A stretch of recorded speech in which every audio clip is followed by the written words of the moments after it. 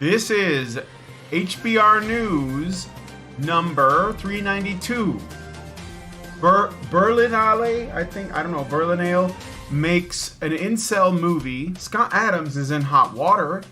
Marilyn Manson is vindicated, where we reflect on the stories of the week and give it the Badger treatment. Hello, everybody, and welcome to Honey Badger Radio. I hope that you're doing well this week and that you are laughing at all of this absurdity so that you are not consumed by it. I am your host, or one of your hosts, Brian Martinez, and I am joined by, as always, my lovely co-hosts, Hannah Wallen and Dr. Ranimer Cam. We have a great show lined up for you guys today, so please be sure to continue the conversations both in the chat as well as the comment section. On this week's HBR News Show, we're going to be talking about the ISIS child rape farm, which we have talked about in the past as a phenomenon that occurs, and but it looks like the mainstream media is catching up. Dilbert creator Scott Adams is in trouble for racist remarks. I'm not sure how to pronounce this, so I'm just calling it Berlinale or Berlinale or Berlinale, a film that's being made known as Manodrome, attempts to give us a look into the world of the Manosphere and more. So stick around, it's going to be a good time. And be sure to join us afterwards for the patron show. So this is what I got. Good old Arwa Madawi, who, she's always good when you can't find anything. You can't find somebody whinging about something. She's always good for that. But it looks like it might be a different thing. She might be like, she's a feminist writer that does opinion pieces for The Guardian, usually about how everything is patriarchy.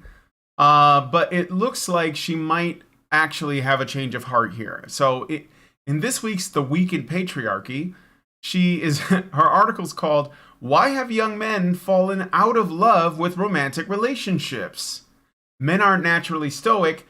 They're just taught from a young age that emotions are for girls, and then people wonder why young men are so lonely." Yeah, she is. Yeah, go ahead. I remember her face. I've seen it on many a send up of The Guardian. She's just got that sort of derpy, sort of, I don't know what's going on sort of face. I think she's actually done appearances, like spots on various news stations. I want to say the BBC, but I'm not sure.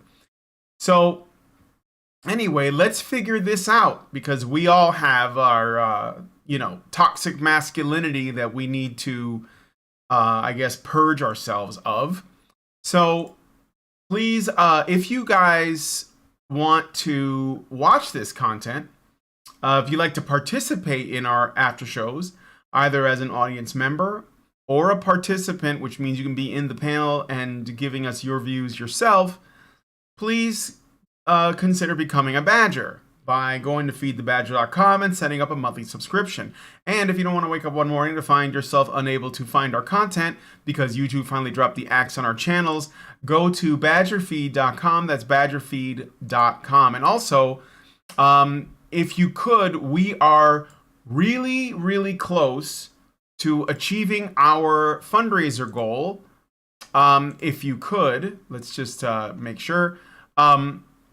We just need, I think it's $150. So we're like super duper close. And today is the last day. So if you can help, and like no one has to give the whole thing at once, but $5, $10, whatever. If you can help us get a little closer to that goal, then, please consider making a donation. To do that, go to honeybadgerbrigade.com/support, I think. I'm pretty sure. If you just go to honeybadgerbrigade.com, though, you'll see a link on the main page to support us, especially in our fundraising goal for the month. So, all right, time to get into the stories. And we're going to start off with ISIS. I like to start my day with ISIS. So, the Daily Beast reports that 2 Syrian boys have come forward to claim women raped them. At least 10 teenage boys, some as young as 13, were forced to have sex with ISIS. Waiting for the... There we go. I'll read that last sentence again. I'm sorry, guys. At least 10 teenage boys, some as young as 13, were forced to have sex with ISIS women to impregnate them. Camp Al-Hol is a detention center in northeast Syria, housing, quote, approximately 8,000 foreign ISIS-affiliated women and children who surrendered or were captured as a result of the 2019 territorial defeat of the so-called Islamic State. There are no men detained here, and boys reaching puberty are now to be transferred to rehabilitation centers. It was in Camp Al-Hol that Ahmet, 13, and Hamid, 14, were raped in order to impregnate ISIS women to increase the population of the Islamic State. This, by the way, is why we're not letting Shamima Begum back into the country. Not because she was groomed by these people, but because she groomed these people. Sorry for any Americans who don't understand the Shamima Begum situation. It's not an isolated case. There's all kinds of people who defect to ISIS, specifically for the purpose of being these kinds of morality police, and then when they don't get quite what they want, they go, "Oh, can I come back home?" No, you can't. Fuck off. Sorry, Curry. No, it's okay. We did a story before I continue with the summary. It was like last year or the year before about how there was a camp discovered in like New Mexico where basically a very similar thing was happening. The boys were turned into studs, and their whole job was to impregnate the women. And it didn't matter if they wanted to or not, because they were abused, they were beaten, and it was a messed up situation, to be honest. So boys are being exploited in other camps too. And the Daily Beast report, one boy in Camp Al-Raj, subjected to such exploitation, ended up in the hospital, collapsing after being given a Viagra-like substance to make him perform.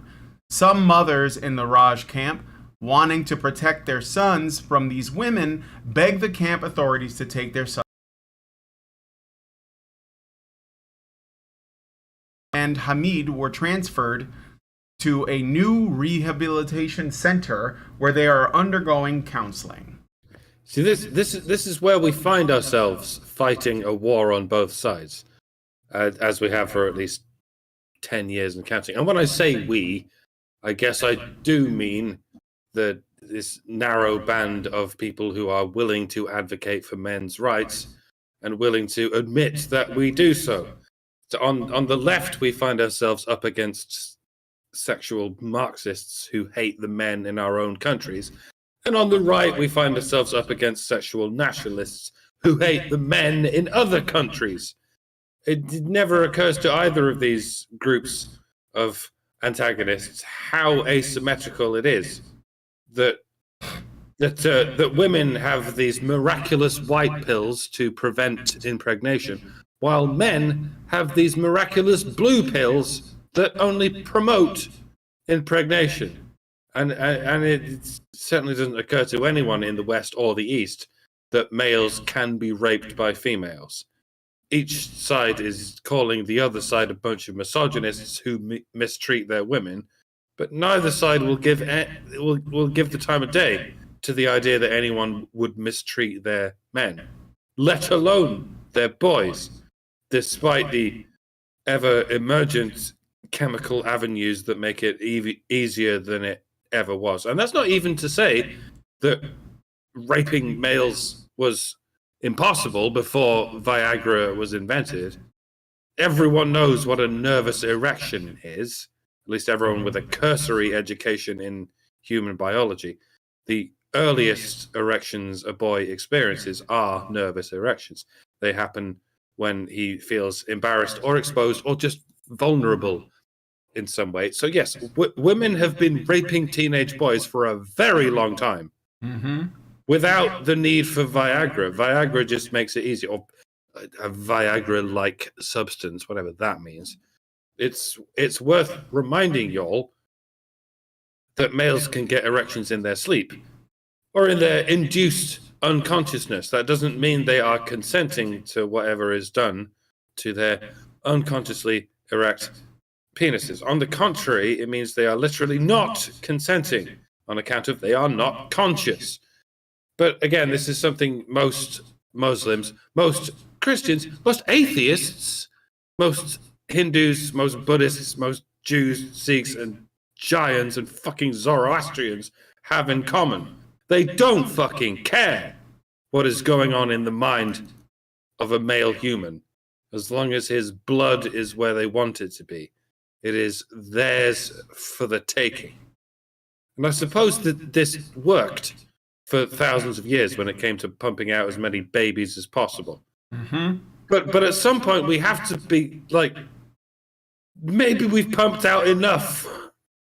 I'm not saying there are too many people. I'm not Bill Gates. I'm just saying maybe there are just the right amount of humans. And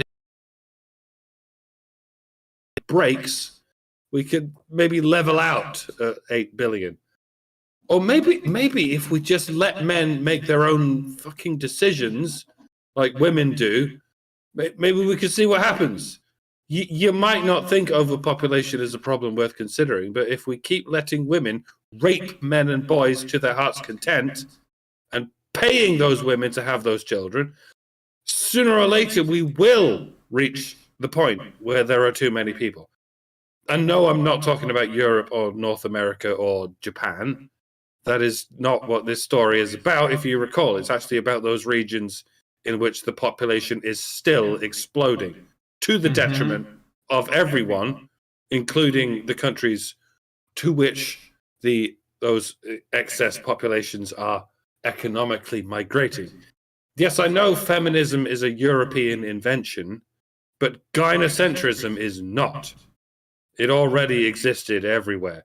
European colonialism only enhanced gynocentrism, and gynocentrism is the one aspect of the colonialism in question that no one is attempting to roll back. And maybe that's why we do what we do. Ladies and gentlemen, we roll back what no one else is even attempting to roll back. Because if we don't, no one will. Yep. Most people don't even want to confront gynocentrism, and to the degree that they will, and they don't want to confront female dysfunction and malicious female behavior, to the degree that they will confront any other detail about the situation, as long as it's not, tracing the situation directly back to, like when men rape women, nobody blames it on religion, because it's not about religion. It's not about, and people will blame it on misogyny. It's not really about that either. And in fact, in a lot of cases, it's because they were raped by women when they were younger. So one of the things I want to point out here, and I've over the last few days, I've actually come to the conclusion that there is no such thing as male violence. It does not exist. There is female violence. There is proxy violence by males against each other on behalf of women. And there is violence that is committed for the sake of convincing women to be part of a male's circle of friends and family, basically. And in particular, the intimate circle. And that's it. There's not really, if you look at the violence that gets attributed specifically to men, it's all in one of those categories, one way or another. They're either trying to acquire resources for a woman, they're trying to acquire resources and reputation to get a woman to take an interest in them. They're protecting women. They're defending women's honor. They're doing something that a woman has made it clear she wants them to do. And the only other type or they're avenging a woman, right? The only other type I've really run across is where women drive men crazy and they become irrationally violent. There's rational violence and there's irrational violence. When I say rational violence, it's not the same as other rational behavior. It's where you have the most rational response you can make to irrational circumstances. And that's when you end up with criminal violence as a last resort or as a viewed as most effective resort to other circumstances. Well, this, right, if you look at a piece of a research report, a review published in the Journal of American Medical Association. This is not even new. It's 1998 by William C. Holmes and Gail B. Slapp. Sexual abuse of boys, definition, prevalence, correlates, sequelae, and management. This review compared and reported on the findings of 166 studies. So this is not, just some little piece of research that can be dismissed as old. This is a very comprehensive review. They looked into the impact of sexual abuse on boys and on the change in their personality, on the physical effects, on everything, right? Their rates of disease and everything. And among other things, they found increased rates of PTSD, anxiety disorders, borderline personality disorders, paranoia, dissociation, somatization, anger, aggressive behavior, poor school performance, gender role confusion, and insecurity about intimate partner relationships with both men and women. If you wanted to program somebody to be prepared to go out and kill as many people as you asked them to, this would be an instrumental setting for an instrumental type of abuse to use. It also increases the risk of drug and alcohol abuse from double to as much as 44 times the risk, and they get started earlier too.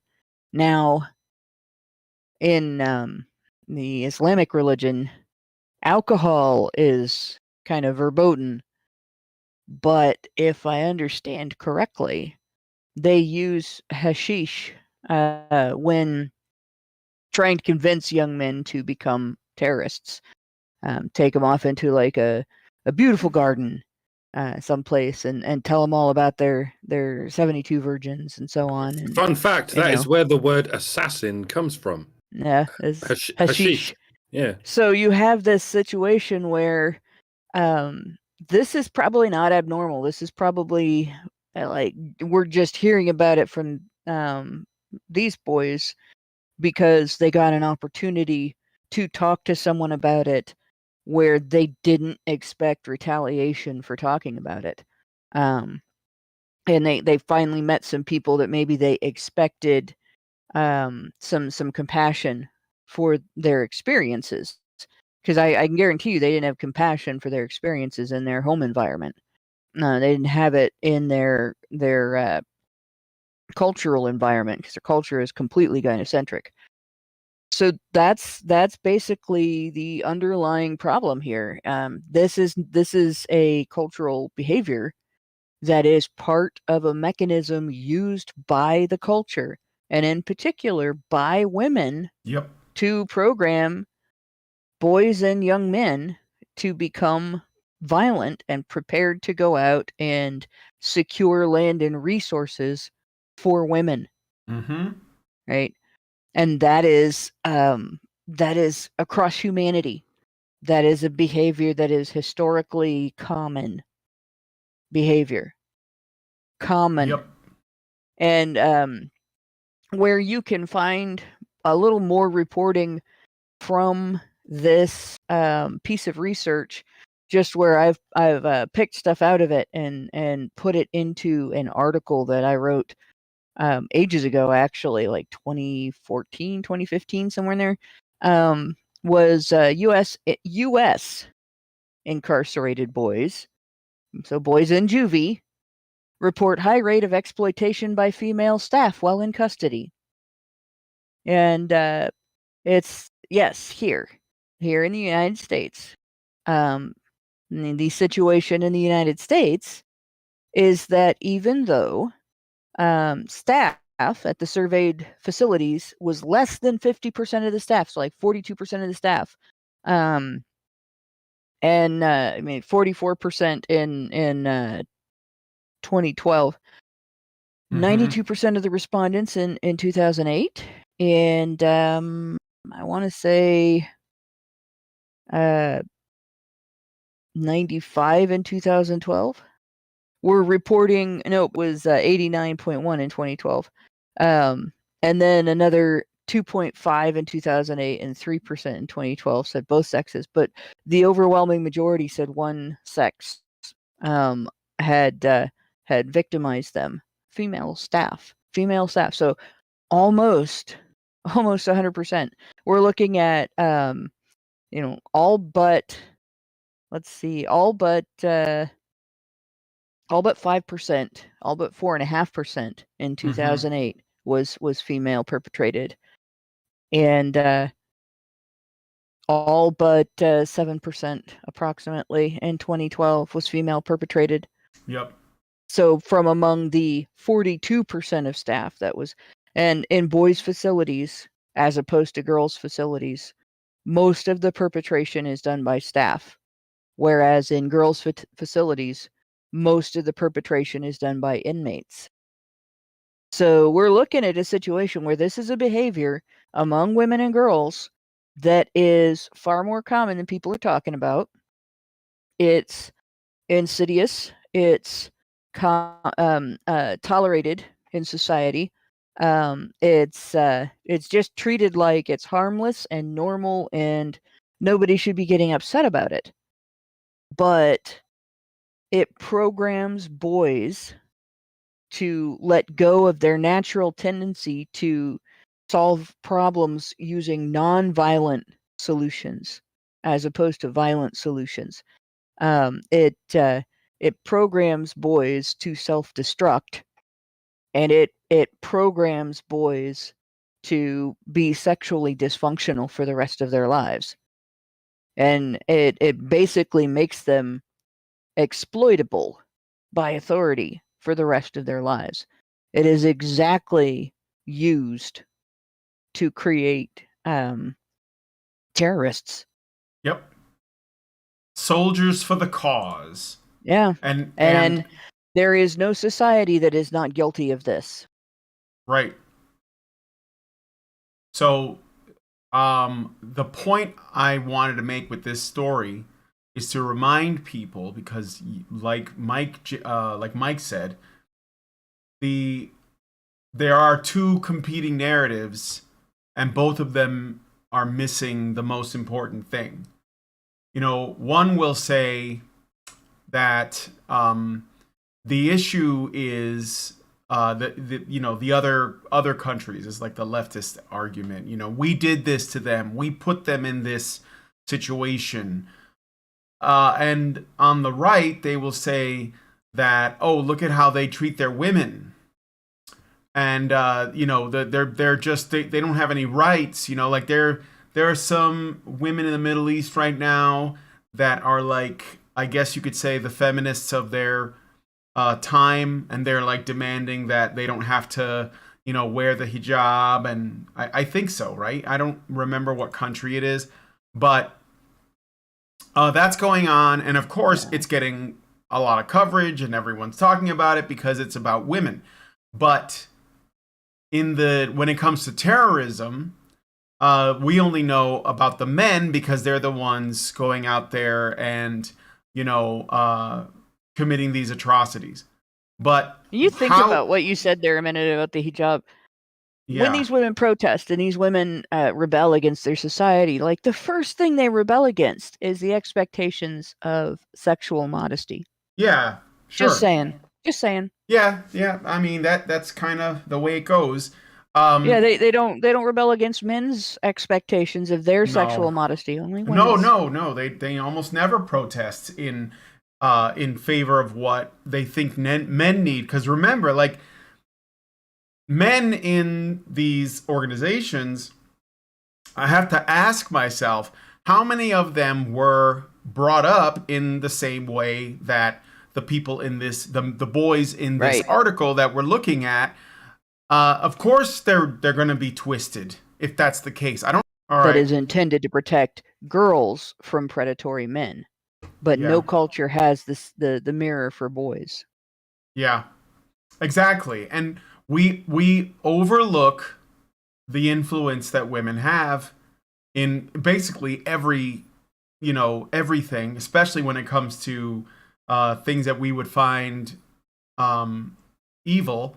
And this is evil. So we have to put a spotlight on it, and that's why I picked this story. And share it. Let us know what you guys think about this in the comments. Have you heard similar stories?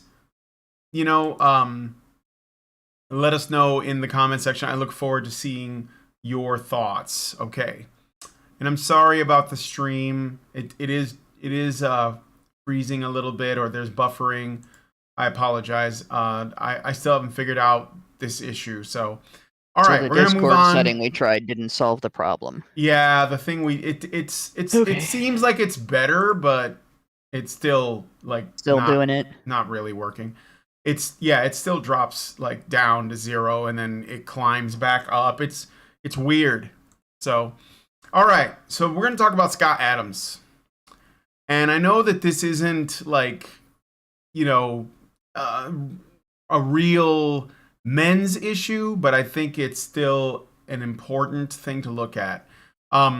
So Scott Adams aired an episode last week on his show Real Coffee with Scott Adams. In case you guys don't know, he used to, or he still does, a comic strip called Dilbert, and Dilbert is essentially about office life, and it was I have one of his books. I think Dilbert is hilarious. So it looks like we're back. All right. So anyway, he's a comic artist. He created Dilbert, and he made a lot of money. It was it's in hundreds of newspapers. Well, it was in hundreds of newspapers. There were books, the whole thing. So, in this episode, Adams talked about a recent Rasmussen report survey that asked respondents, and I think it was 1,000 people, if it's okay to be white. Most groups agreed with the statement, but the black respondents, about 26 of them disagreed, and about 47% were unsure. Only 53% of black respondents agreed with the statement. Based on the poll's results, Adams said that based on the current way things are going, the best advice I would give to white people is to get the hell away from black people. Just get away. Wherever you have to go, just get away. Because there's no fixing this. This can't be fixed. This can't be fixed. So I don't think it makes any sense as a white citizen of America to try and help black citizens anymore. It doesn't make sense. There's no longer a rational impulse, so I'm going to back off on being helpful to black America because it doesn't seem like it pays off. After a wave of criticism and a record canceling, by the way, he lost everything in a day, okay? Adams tweeted that, quote, "A lot of people are angry at me today, but I haven't yet heard anyone disagree. I make two main points. 1, treat everyone as an individual, no discrimination. 2, avoid any group that doesn't respect you. Does anyone think this is bad advice?" End quote. He also tweeted that, quote, "Is it racist to avoid racists who are the same race as, or is it only racist if the racist you are that is present in the black population against white people is bureaucratically imposed. It's designed and facilitated and everything specifically to keep the population divided so that we don't figure out that we have created this huge, ridiculous, burgeoning bureaucracy that exploits the black population and the white population for tax dollars from the men. Yeah. And like if we let people stop fighting over women are being used in both populations to extort men for labor and a shitload of money, the bureaucracy would be gone within a few election cycles. And they can't have that. So they push this shit. And they've been pushing this shit for 100 years. And humans are so gullible that it's been working for 100 years. Yeah. It just pisses me off. The other thing about this is if you look at this, right, this question of the "it's okay to be white" thing, like, started out as a prank. Somebody started putting up pictures, or not pictures, but posters. Flyers. It's okay to be white. It's okay to be white posters, and people got offended. Right. Mm-hmm. That was the first sign that there was a problem, and then we had this backlash against it of nobody's saying it's not okay to be white, and yet we are told that saying it's okay to be white is racist because it's singling out white people as it's only okay to be white. And if you turn around and point out the same thing is true of the Black Lives Matter movement, right? If you say, well, yes, but Black Lives Matter because all lives matter, not because they're black. Right. Then you get the same backlash. It's okay to be white because it's okay to be what you were born as. It's okay to be human, regardless of your skin color, your race, your religion, your gender, your handicaps, your capabilities, all of that. It's okay to be what you were born as. Mm-hmm. And just that, it's okay to live in reality. Just that is offensive. So if only 53% of Black respondents agreed with the statement that it's okay to be white. Yeah. And they should have actually asked about Black Lives Matter in the same survey to get a comparison, but I don't think they did. Well, but there was another question that was like, it was something. It was either only black people can be, or black people cannot be racist, I think. Yeah. And there was a significant number of blacks that agreed. I mean, it's bigger. Well, people who are possessed of a form of bigotry, and I prefer the word possessed to that because it's almost like having a demon possess you. Yeah. But people who are possessed of a form of bigotry will never admit that, right? That they'll have some sort of crazy ass reason why when they do it, it's not bigotry. Right. Of course. And, it's self-defense or something. Right. But the fact that like 47% either disagreed or were unsure. You had 26% disagreed and 47% were unsure. Like that tells you that the bureaucratic mind virus, if you're unsure, has heavily infected that population. Yeah. Now, I disagree with him that this isn't curable. It is curable the same way that cult deprogramming works, but we can't cure it in the current political and social environment in which the people who are promoting it are the ones in power. Right. So he's right in, like, you can't cure it. And then the other thing is, you can't be helpful to people who are in this situation. If someone hates you and they are determined to hate you, there's a thing that happens where it doesn't matter what you do, how you do it, why you do it, what's obvious about why you do it, none of that. And oddly enough, in discussing it in terms of mental health, it's called splitting black, where you have a black and white view of people, and you have taken your originally, the opposite toward the individual. They can do no wrong, and you split to everything they do is wrong. You take the darkest, angriest, most well, if they've gotten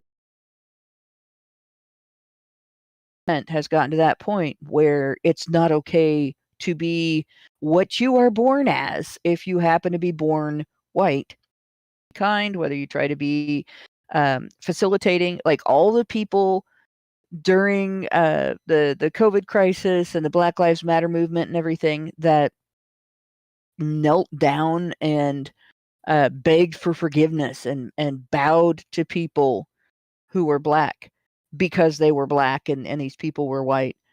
Everything they did was completely useless and meaningless and pointless and worthless, because the people that they're trying to persuade will view everything they do as malicious and wrong, convoluted, unhelpful, predatory, having an ulterior motive. They will never accept that it's anything else. And they are being reinforced. Their mentality, their mind virus is being reinforced by the people in power, by the mainstream media, by the establishment in entertainment media, everything. They are programmed to think that way, literally programmed the same way boys are programmed in juvenile detention and in ISIS camps and all over the world to grow up to become exploitable by authority. These people are also being programmed to be exploitable by authority, just in a different way. And the last point I want to make, in regard to a large number of newspapers stop printing Dilbert, he has his own website. Adams has his own website. And if you like his comic, you should go there and, support him, because honestly, newspapers are completely irrelevant. They're very good for lining the bottom of a bird cage, but aside from that, they're not worth the paper they're printed on. And the newspaper industry is largely dying, aside from a small handful of mega corporate, mega political, very controlled, very manipulative organizations.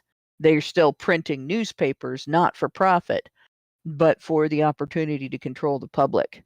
So don't even bother buying newspapers. You're not getting anything out of it. It's completely worthless.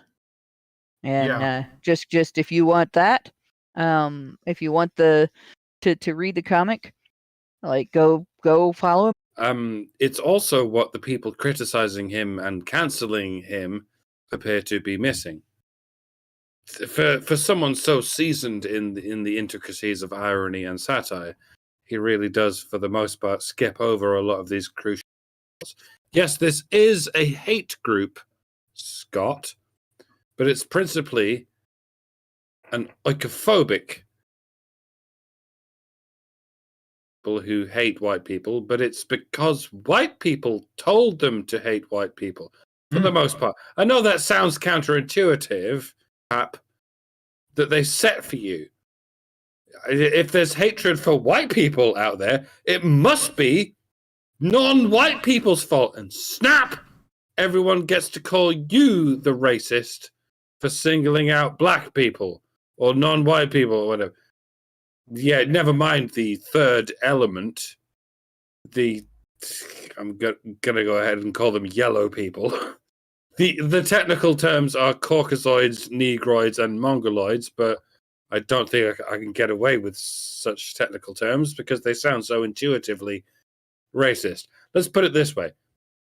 If Europeans are called white and African people are called black, then please do notice that you're calling Asian people Asian and Jewish people Jewish. Maybe we can do away with all this reductive, racist, literal black and white thinking and call people what they are. And Africans, like we call Asians, and Jewish people, Jewish people. And then maybe we can try and ascertain where all this anti-white racism is coming from. And at the risk of pissing off those of us who think it's coming from Asian people and or Jewish people, I regret to inform you that in all probability it is in fact coming principally from white people who hate white people. Mm-hmm. Again, it seems counterintuitive that anyone could hate the people with whom they are familiar, but that's because you can't get your head around the concept of oikophobia. Most white people can't get their head around that concept, it would seem. But if you're listening, Scott, I know you're not, but let's go with it for the sake of rhetoric. I realize you now have one foot in the race-baiting bear trap and another foot in the trust the science bear trap. Perhaps you could offer yourself up as a tragic cautionary tale to others. You trusted the authorities around you to have your best interests at heart, but they evidently, categorically do not. They threw you to the lions and they injected you with poison. The people you call black are not your enemy. The people you call anti-vaxxers are not your enemy, and they never have been. Your enemies are those who called African people black and those who called anti-lethal injectioners anti-vaxxers. You have been hoodwinked, Scott. Your enemies are the hoodwinkers. They span across all races, across all creeds and colors and classes. Try and remember who it was who told you these lies in the name of science, who spoon-fed you all this race baiting in the name of equity. If you can't remember, then keep listening, because they will keep doing it. They will keep lying to you as long as you neglect to remember who it was who lied to you. Obviously, Scott Adams is not listening to me. Barely a few hundred people are listening to me right now or ever. But hopefully we can eventually disseminate this message to whoever is listening to whosoever, and you can slowly spread it across the general population. Good luck and Godspeed and so on. Wait till you figure out how gynocentrism factors into this one. And just think about how gynocentrism factors into tribalism. And again, the whole thing, my little theory about pretty much all violence that is attributed as male violence, tracing back to gynocentric causes, and you have your answer.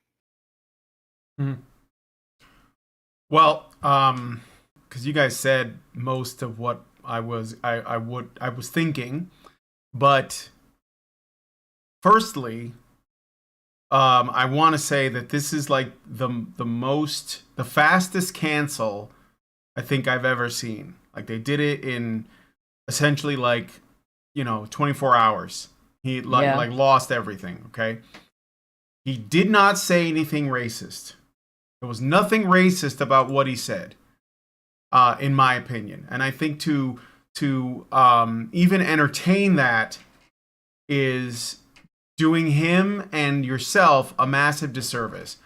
The truth is, I mean, if okay, the poll is, it's not really going to give you an accurate read, but I think it gives you a ballpark. And the thing is too is that, if you ask like any other race of people, like white people, Asians, whatever, about whether or not it's okay to be some other minority, they're just gonna say, yeah, it's fine. Like because it's only white people that we can do this to, and we can feel as though, for whatever reason, they're less deserving of existence because it's okay to be. And essentially, there are people who say, no, it's not. No, it's not. And there are people who are like, I don't know. And that's basically the same as saying it's not, because if you're not sure if it's okay, then it's not okay. Like, that's how I see it. And that's probably why he lumped those two groups together, because who says I don't know with regards to, is it okay to be white or any race? Because if it was any other race, it wouldn't be treated as racism to essentially say, well, I've learned that this ethnic group doesn't think it's okay for my existence as another ethnic minority guy. I think I don't want to be around them. And I think that in my experience, and I grew up around blacks for most of my life, there is a lot of bitterness there. There's a lot of anger. And it's not just directed at white people, although it's mostly directed at white people. And I think that, yeah, that's part of the programming. That's part of the propaganda. That's all of that. And then they go to school and they learn about the 1619 Project and critical race theory and, destroying whiteness. And then they go to college and they learn more of the same. Of course, it's all going to feed into, this resentment and desire for revenge against the white race. And it may come from, these kind of ignorant places or these manipulative sources, but I'm not going to give them a pass on this. Hatred is unacceptable, no matter where it's coming from and who it's directed at. And essentially, I think saying, no, it's not okay to be whatever. I mean, how can you possibly say that with a straight face? I mean, that's hatred. I'm sorry.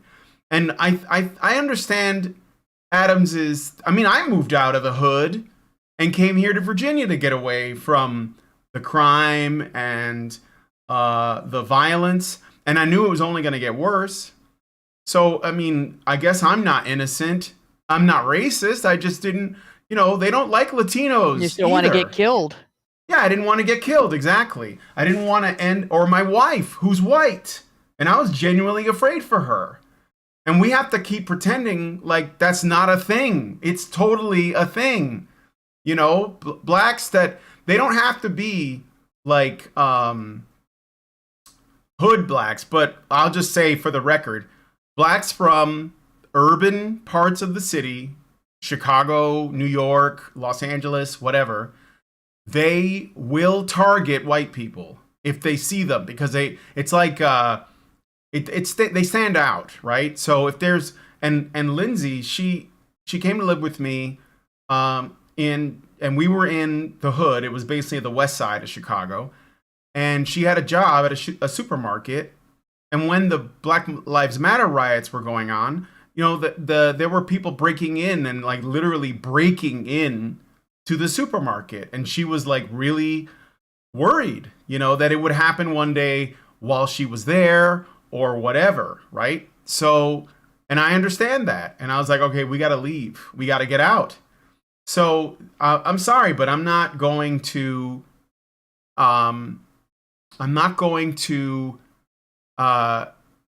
what's the word I'm looking for? I'm not going to treat them like children. Most of the time they're grown-ass adults. Infantilize them. They know what they're doing. Yeah, I'm not going to infantilize them. And they are angry, and they want something done, or they want to do things to get that out. That's why places like Minneapolis burned down. It was Antifa was there, but also BLM, and a lot of just angry black folks. Sorry, it's it's true.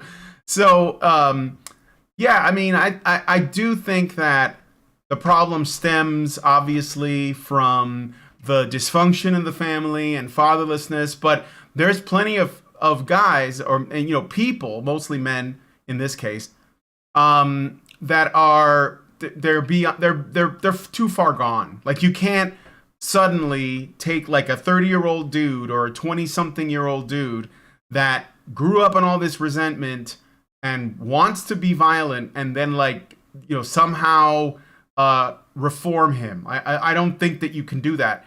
And lastly, I'll say this too.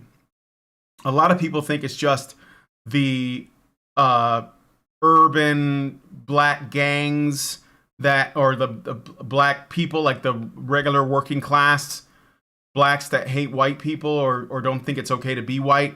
I actually don't agree with that. I think that most of them take people on face value. There is a lot of resentment there too, but I don't think it's the same. I think the people you really got to worry about are the educated, academic blacks, because they're taught that narrative and they absorb it, and they, I think they're more dangerous even though they're less violent. Put it that way. So, and it's. Sorry, finish your thought. No, I'm basically done. I mean, we got to move on. I don't want this show to go too long. So go ahead. I do want to emphasize one thing after Mike, and then I'll shut up too. Go ahead. All right. Well, I was going to say, you do yourself a disservice by dividing yourselves. I before the mid-90s, I had no idea that Northern Europeans and Hispanics were supposed to be different races. This, as far as I could tell, in my evolution of my cultural understanding, this was an invention of the mid-90s. The idea that Latinos and whites are a different race. This is why I said earlier on about it's Europeans, Africans, and Asians. Yeah. But at some point, it was decided by someone at some point that Latinos and whites were a completely different race. But we're really not. We're Caucasians. Technically, Indians and Scandinavians are Caucasoids. Yep. They're the same thing. It's like everyone from Africa is considered black, like all the way from fucking Algeria to South Africa. They're all considered just blacks. It's which in itself is a little bit dare I say racist, but it's racist in a different way to say that Southern Europeans and Northern Europeans are a completely different race. Meanwhile, Asians are over here going, we're all just Asian. Well, they're not. Fucking Chinese people and Japanese people hate each other. But over here in the West, we're just talking about Asians like they're just Asians. We're talking about Africans like they're just Africans. Mm-hmm. But we're talking about Northern Europeans and Southern Europeans like they're a completely different race. We're not. There's really only, it's like I said, Caucasoids, Negroids, and Mongoloids, and Polynesians, and Australian Aborigines, and I guess Native Americans. No, but, which Native Americans have are Asian Asians. roots. Yeah. See, here's the thing: when you attach a level of victimhood that is exploitable for resource acquisition to not being part of a specific group, people that are in that group will find ways to recategorize themselves to get out of that group in order to have that victimhood that is exploitable for resource acquisition.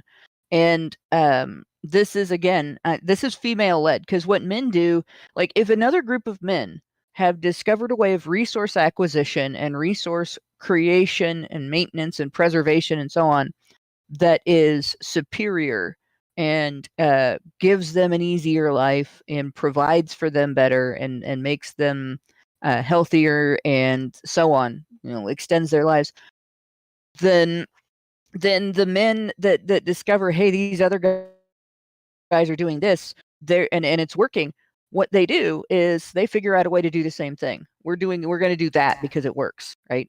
What women do is They've got more. We have to kill them and take it from them.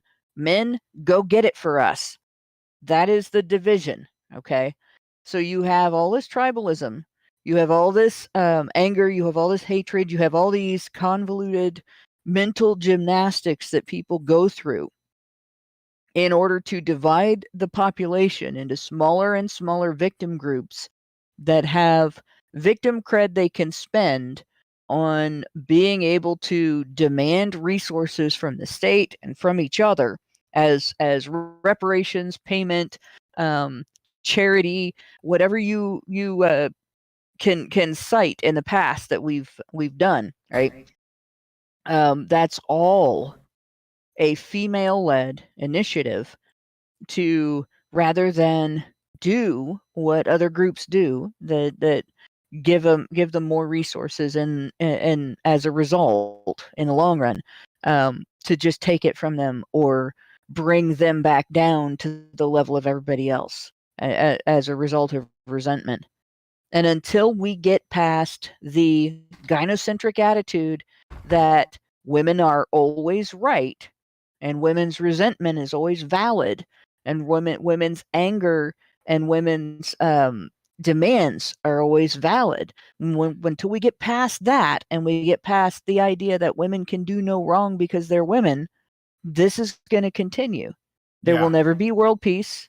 There will never be a crime-free society until we hold women accountable and we treat women as full-grown as adults that can do what men do.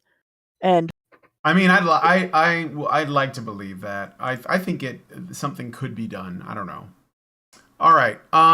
So we're gonna move on to the next story. Let us know what you guys think about this. Do you think that Scott Adams was being racist or not? What do you think about the poll? Do you agree with my position that saying your may as well be the same thing as saying, it's not okay? Yeah, let us know in the comments. I want to see what you guys think about this. So, next story. This is actually kind of interesting. I mean, it already did. Oh, before I read this one, Meredith G, who gives us $5 and says, HBR News 392, honey for the badgers. If we keep encouraging women to have children outside of a normal family formation, it will be to our detriment. It makes everyone disposable at the end of the day and breeds a poverty cycle. And we need to stop turning a blind eye to the role women play in cycles of violence. Yes, absolutely. Great. And then Senior Sticks gives us $2 and says, where do I get the HBR male vitality supplements? Well, we're not there yet. Right here during this show. Yeah. This is your supplement. Bacon. Bacon? Just eat bacon. Just eat bacon. Maybe ground beef, I think. All right. Broccoli. So now we're moving on to the next story. So there's a film called Manodrome, which premiered a couple of weeks back. It is a nihilist thriller that explores incel culture and male fragility. And it stars Jesse Eisenberg, who I'm guessing plays the incel, and Adrian Brody, who likely plays the, So, according to Reuters, the film depicts a literal cult of masculinity. The main character, Ralphie, played by Jesse Eisenberg, is a conflicted father-to-be who gets caught up in his libertarian masculinity cult. By the way, I don't know why the word libertarian is in there, but okay. And becomes progressively more aggressive. Ralphie's need for a father figure leads him to living with his family of men, where they share bunk beds and keep track of the number of days since they had sex. The cult leader is played by a charismatic Adrian Brody. Of course he is, right? Although most articles compare the toxic masculinity depicted in the film to Andrew Tate or incel culture, it actually seems to depict something closer to MGTOW, a complete rejection of women, because these guys are literally choosing to be celibate, which is what MGTOW is, right? On this, Eisenberg told The Hollywood Reporter, quote, "There are more extreme groups that just swear off women. Like that's a bad thing or something that men should not be allowed to do." But it's definitely not incel, is it? It's weird that the feminists insult you by calling you an incel and not calling you a MGTOW.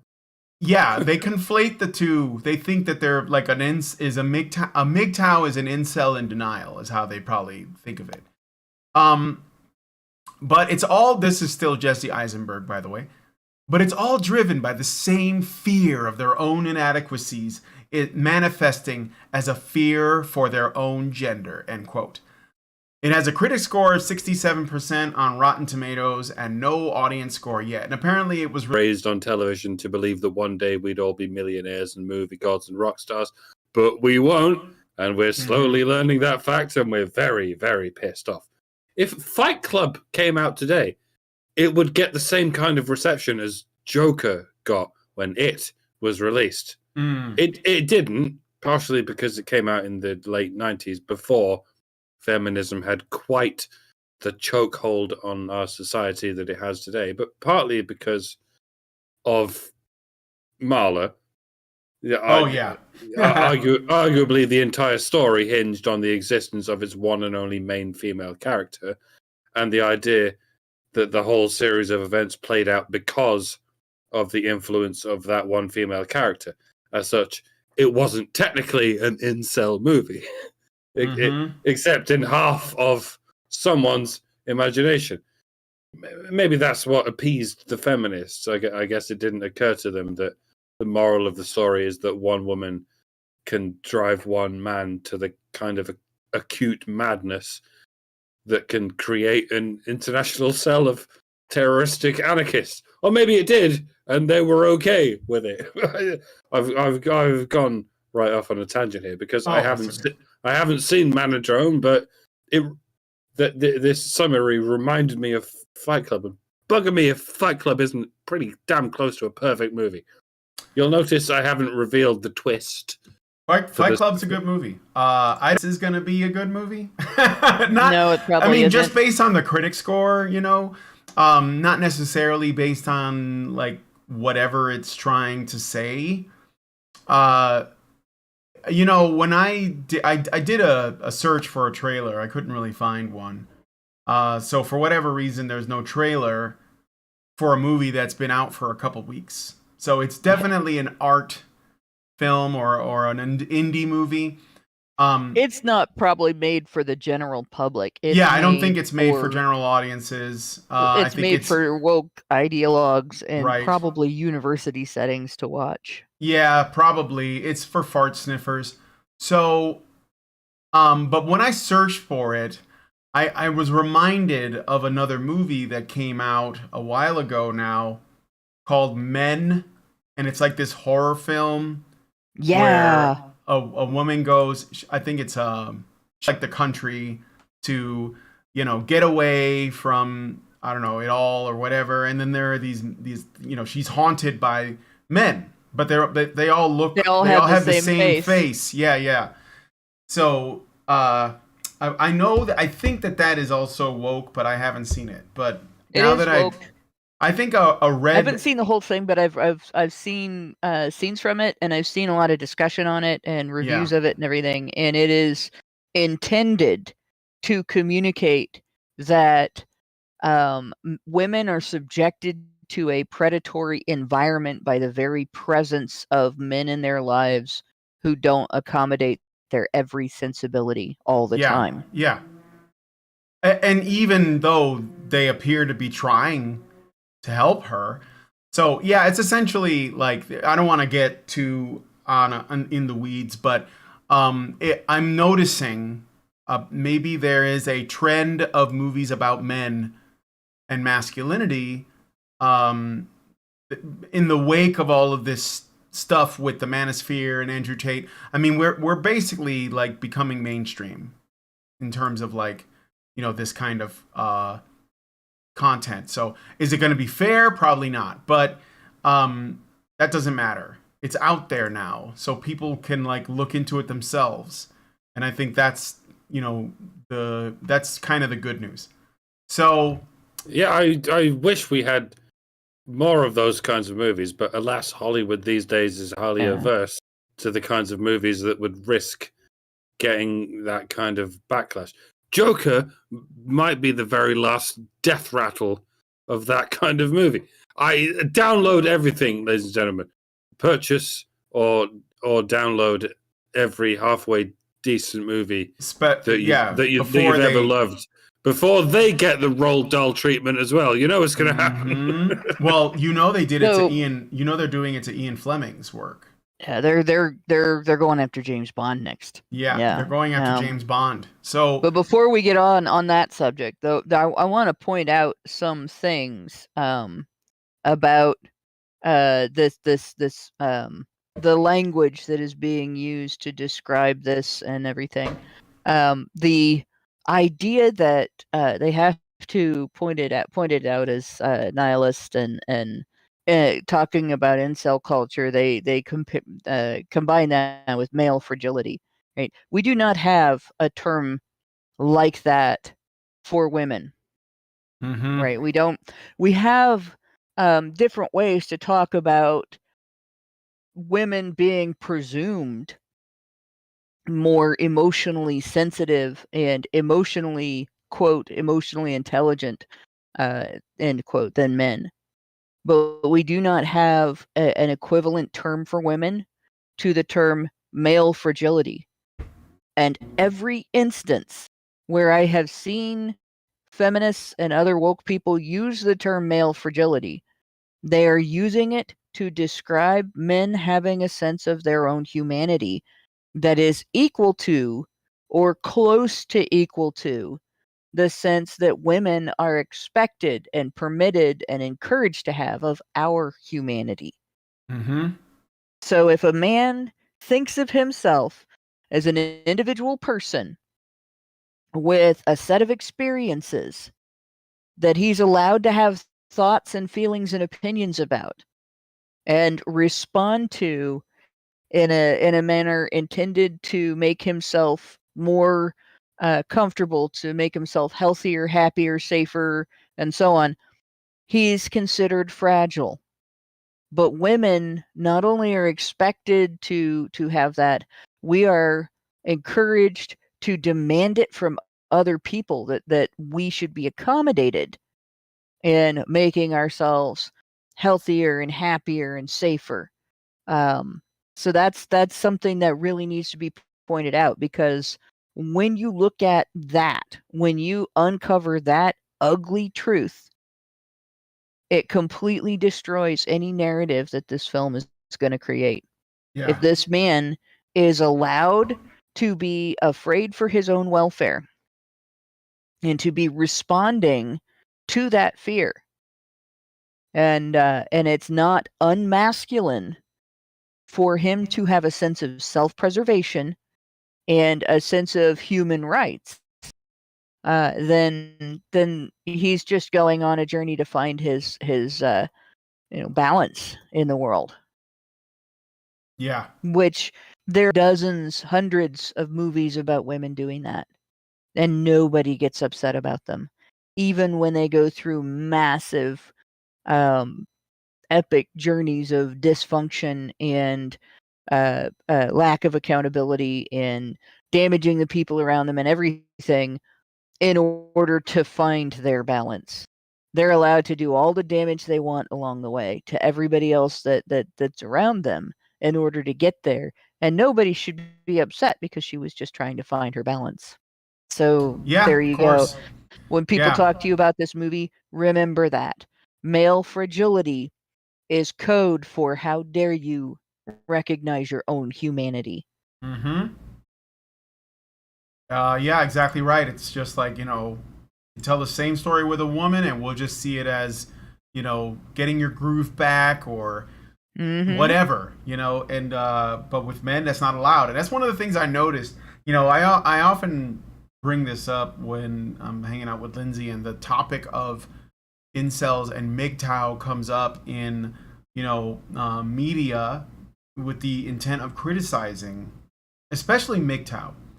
And what I don't get is if a man is saying that he chooses to live on his own and not get involved with women, how in the fuck is that hurting women?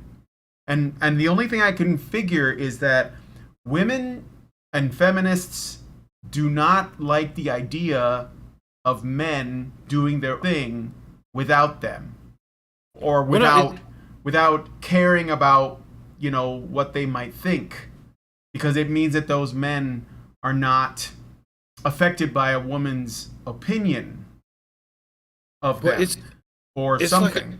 It's like I said, they don't insult you by calling you a MGTOW. Yeah. They insult you by calling you an incel, which means a man who wants to have romantic and sexual relations with a woman, but is not able to. Mm-hmm. How do you make sense of that? They don't hate men who go their own way. They hate men who love women but can't get them. Yeah. I mean, what does that tell you other than that they are a bunch of fucking sadists? It's like, yeah, it's like they think that men exist to please women. Like, these women believe that because if a man doesn't, that's like walking out on the job. And it makes them angry.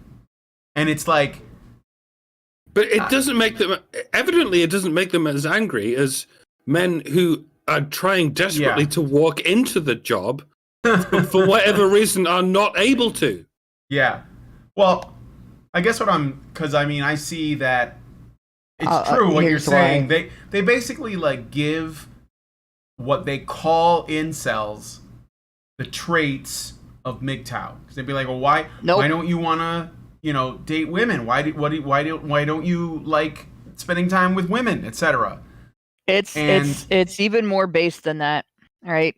MGTOW go out on their own, do their own thing, but they do jobs and they support themselves and they pay taxes.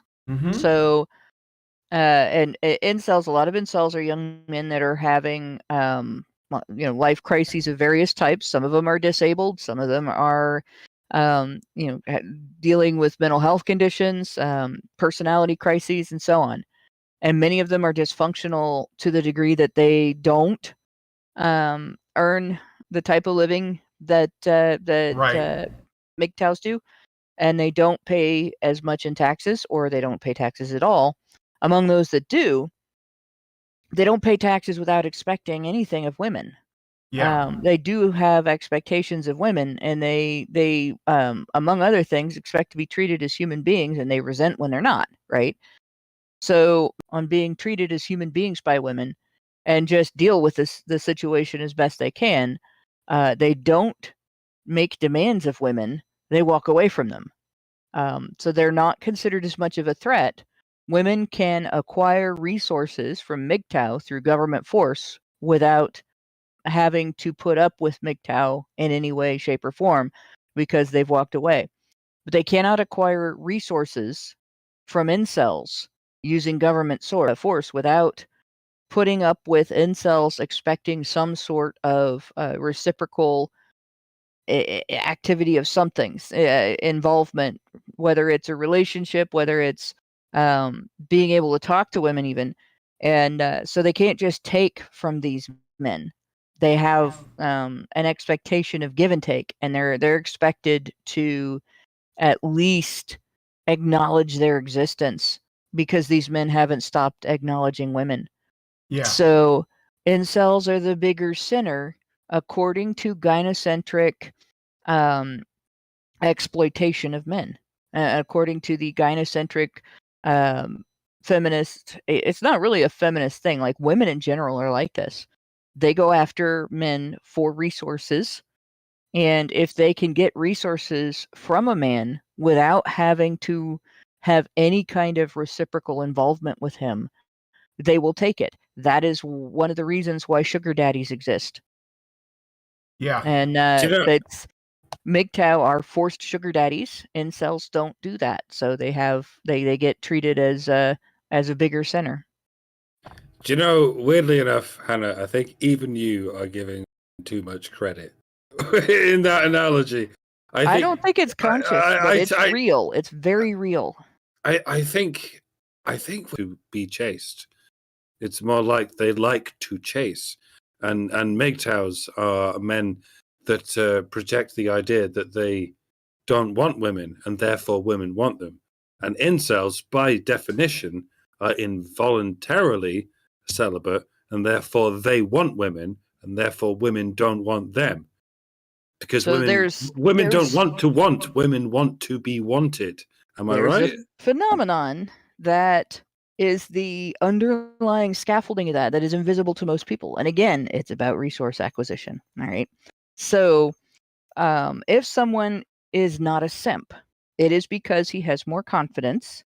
It is because he has more self-determination, and he values his way of doing things, his own opinion, his assessment of the world around him and his circumstances and so on, enough to stand by it. And he'll change his mind if he has evidence that supports changing his mind, but he won't just because somebody is emotionally pressuring him to change his mind. That guy is going to be better at resource acquisition in a world where resource acquisition is partly controlled by interpersonal interaction, such as going in and telling your boss, I deserve a raise because out of everybody in the office, I have increased sales more than anybody else. Or I deserve a raise because I'm the only person who's done all of my tasks in this workplace without having a lost time workers' comp injury in the last 5 years. I've saved you a lot of money. I solved this problem or whatever, right? That guy is more likely to be a MGTOW because he's not going to put up with women's shit. So historically, over the centuries, women learn that men who do not put up with women's shit will stand up for themselves and their families better than men who bend over backwards to put up with women's shit. Right? And so again, MGTOW basically are more attractive to women because of resource acquisition. And I hate to be the person that bursts men's bubbles about women and love, but the vast overwhelming majority of women are not grown up enough to step past resource acquisition to partnership. I want to be with this person because we have things in common. We enjoy doing things together. We talk about things that we both like, and the conversations are fun and interesting, and we've built a trust, and I want to acquire resources to protect this person and help this person and take care of this person. Most women don't mature like that anymore. We used to have that. We used to have a situation where women wanted to work hard to preserve and protect a man that they valued because of his personality. That's a rare unicorn now, right? Mm-hmm. And most women, and I say this partly because of everything that I've seen online, everything that I've read, that's produced by feminists, that's produced by traditionalist conservative women, like women's writing about men, women's discussions about men and everything, but also the women around me that I'm not good friends with.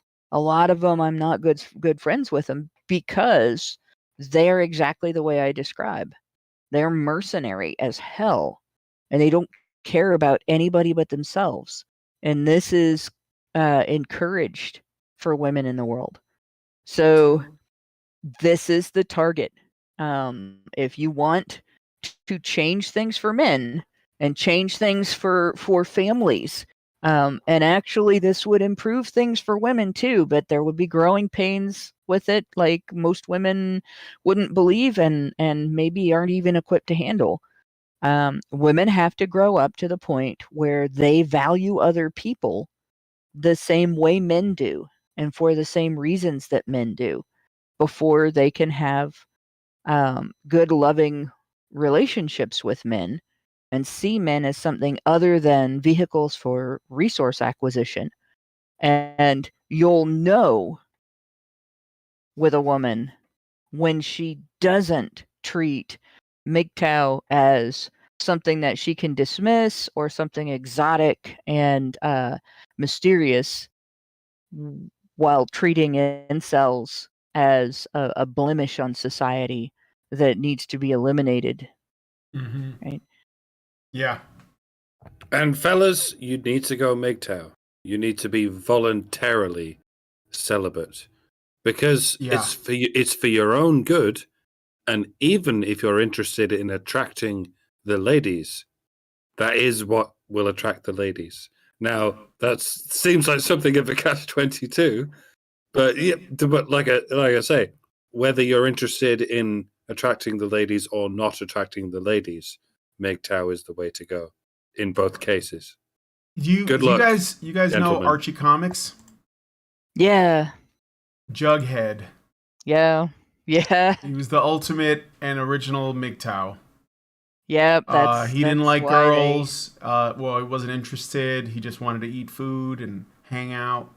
That's why they went after him. I think that there were certainly some stories of women that were trying to get his attention, and he just didn't care.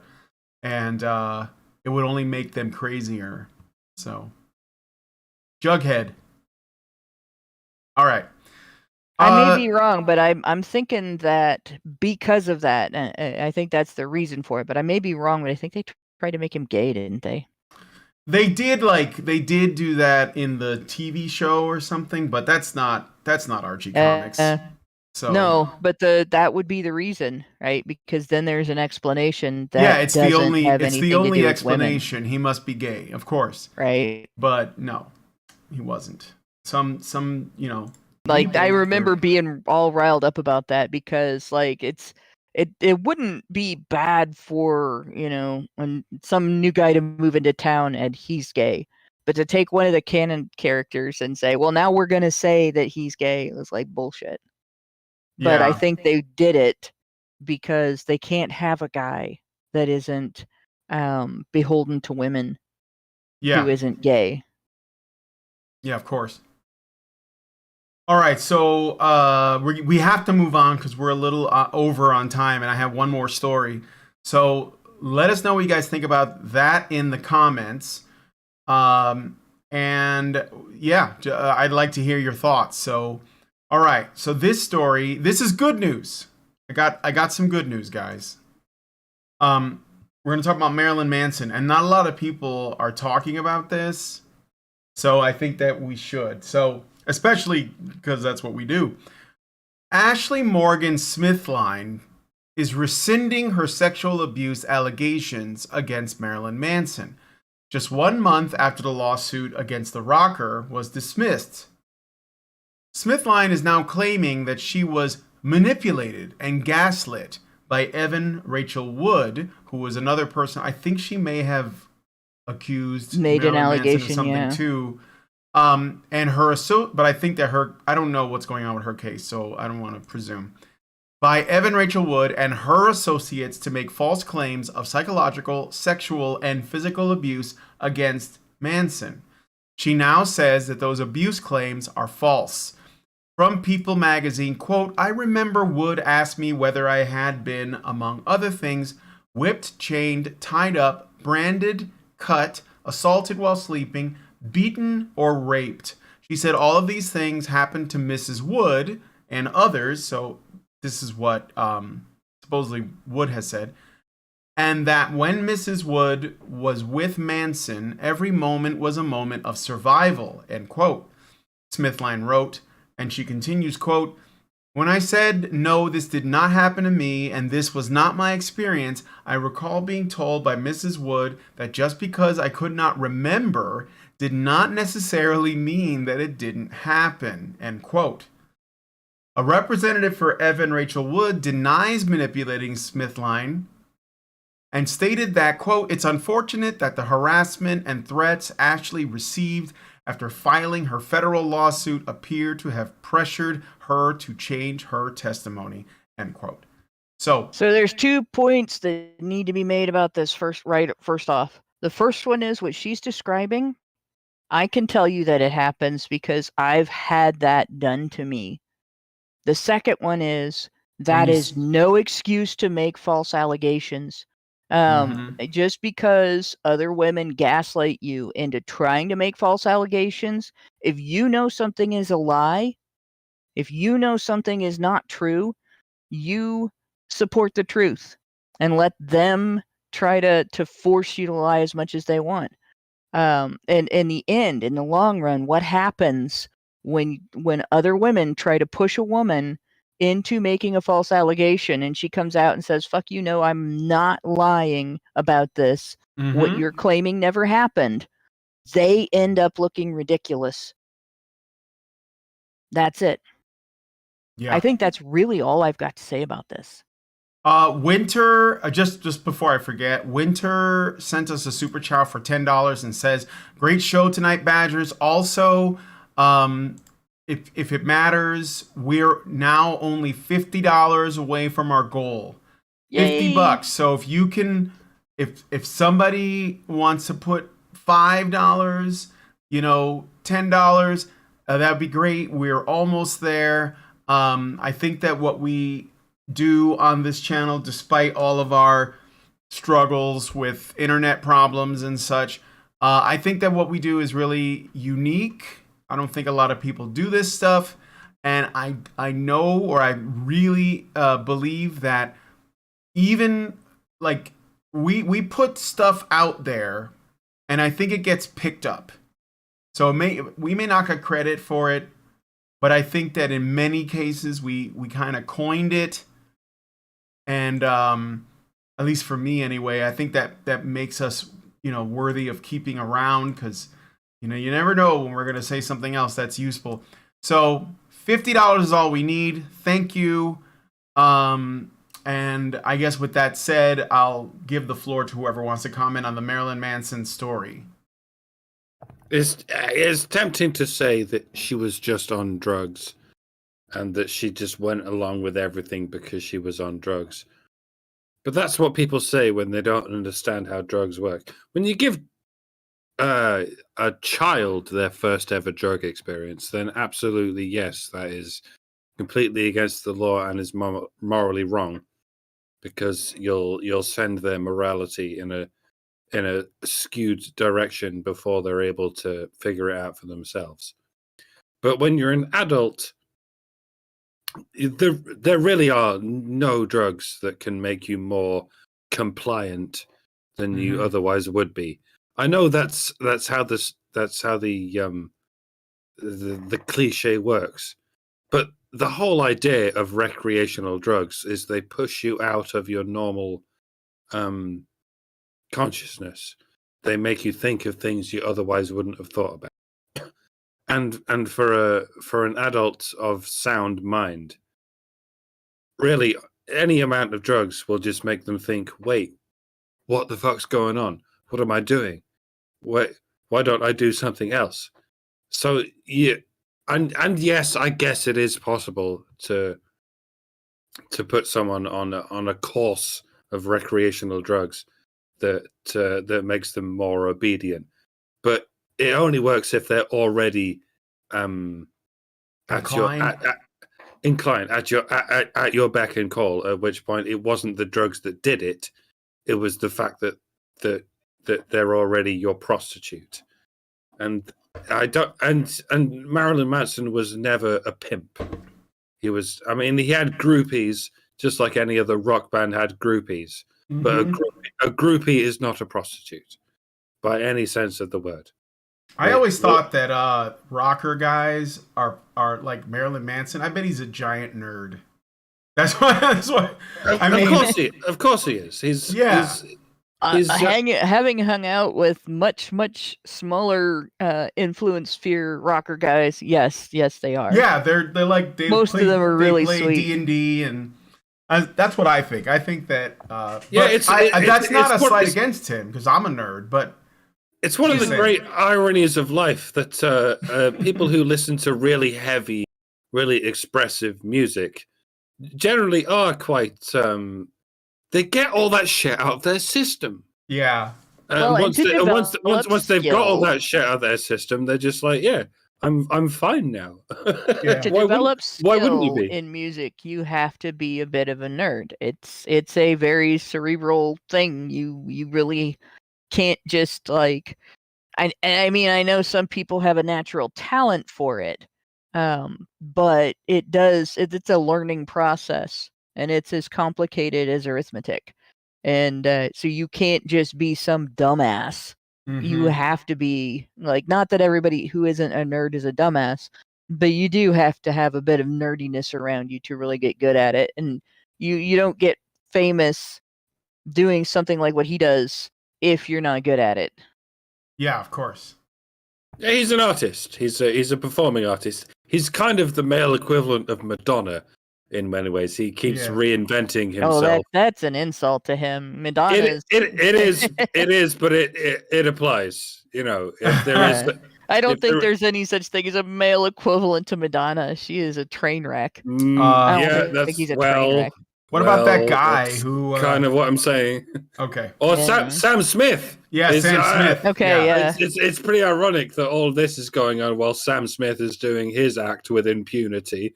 I guess it'll be 25 years before we discover what the fuck was going on behind the scenes of his nefarious career. Yeah.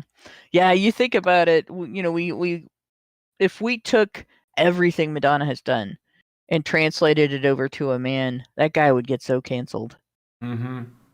But Marilyn we are Manson is being cancelled. Yeah. People are trying to cancel him across the board. You know, and he's not even close. ever since the Columbine incident. Let's not forget. Oh my god, Mhm. yeah. They want to blame that on him. And that actually there's well, that's a whole other show in and of itself. But yeah. No, this guy, he didn't deserve what has happened to him. No. But it's not surprising that it did now, knowing that one woman had allegations to make, and she tried to gaslight and convince another woman to make allegations in order to support hers. Because what is it that Mhm. we are always told about female allegations without Mhm. evidence? Mhm. If there's a lot of them, the number of women making allegations constitutes evidence, right? But if they're doing this, does it really? You know, speaking of which, the same thing happened with Ron DeSantis. Not Ron DeSantis, I'm sorry. Brett Kavanaugh. Yes. There was so there was a confession by one of the accusers. Oh yeah, I lied. And you know what really upsets me about this? There's no consequences for this. Like none of these women are going to face any consequences for lying. It's really fucked up because false allegations should carry some kind of punishment, penalty, whatever. There should be consequence, but there won't be. And that's why these women can literally lie. And then later, if it doesn't work out for them, if it doesn't pan out, like they don't end up getting what they want, they'll just be like, yeah, I lied. Like, whatever. Yep. Or they'll try to make excuses like this woman, I was gaslit by Evan Rachel Wood and tricked, but it's still not true. I mean, there should be nobody says, well, I didn't mean to rob this, liquor store. I was just told to hold the gun and stand, menacingly.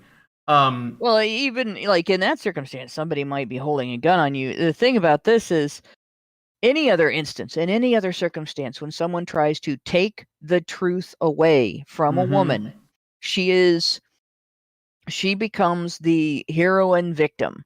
She will hold on to the truth with both hands and both feet and both legs, hard as she can, all the while screaming, "You can't take this away from me. This is what is true.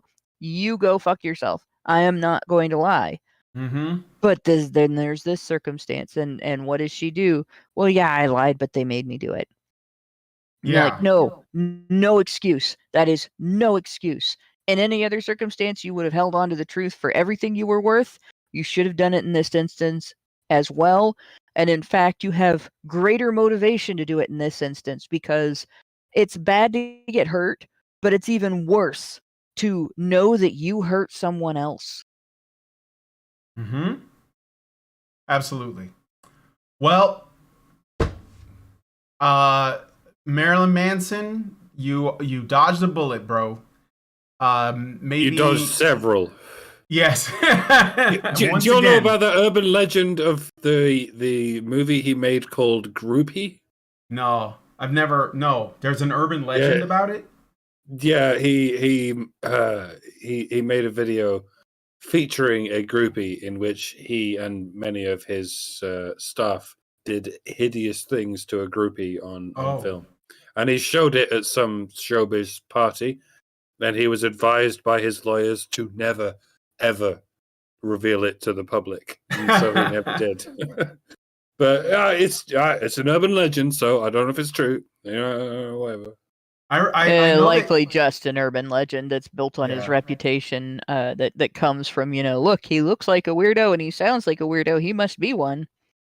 Yep, that's one of the things that allowed this story to get as much ground as it got, because Marilyn Manson looks weird. He's crazy rockers with the makeup and tattoos, so he probably did something sketchy if we were told that.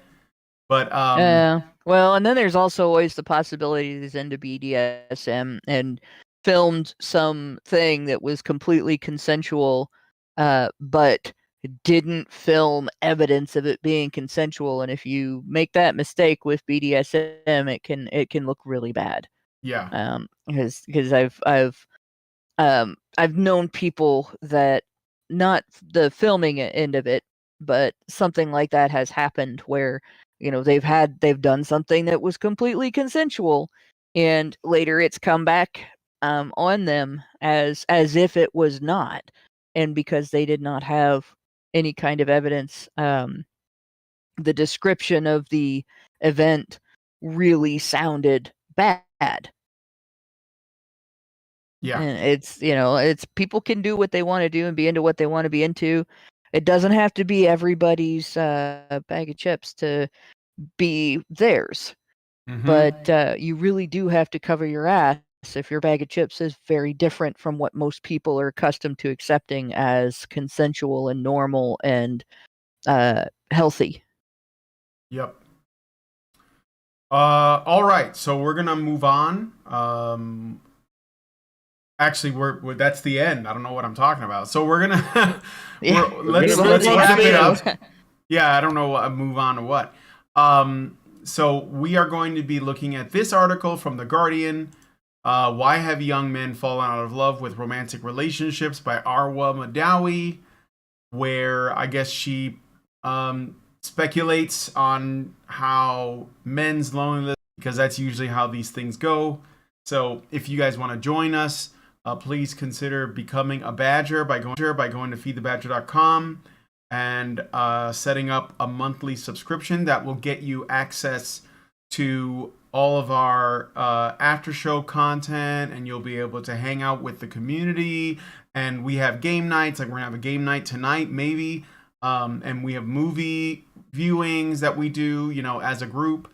So please consider joining us. It's a fun place with good people that think the way that you do, I think, when it comes to the relationship between men and women.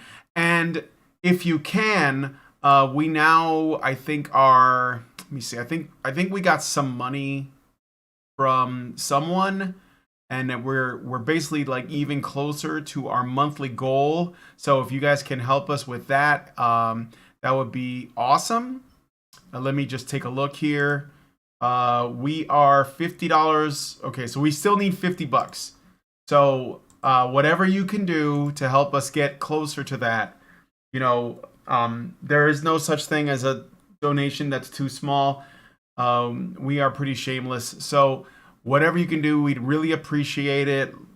I think that this show is going to be, well, this channel and this conversation, more importantly, is going to be very important, and we want to make sure that there's a resource for men, especially who are looking for answers that don't know why their life is, in such upheaval. And yeah, I think that, like I said, I think that what we do does matter. So let's try to keep us online for as long as we can, because we aren't going to quit. Anyway, if you guys like this video, please hit like, subscribe if you're not already subscribed, hit the bell for notifications, leave us a comment, let us know what you guys think about today's show, and most importantly, please share this video, because sharing is caring. Thank you guys so much for coming on today's episode of HBR News and dealing with all of the buffering, which I apologize for, and we will talk to you all in the next video. Men's rights activists are machines, dude. Okay? They are literal machines. They are talking point machines. They are impossible to fucking deal with, especially if you have like a couple dudes who have good memory on top of that too. Holy shit, you're fucked.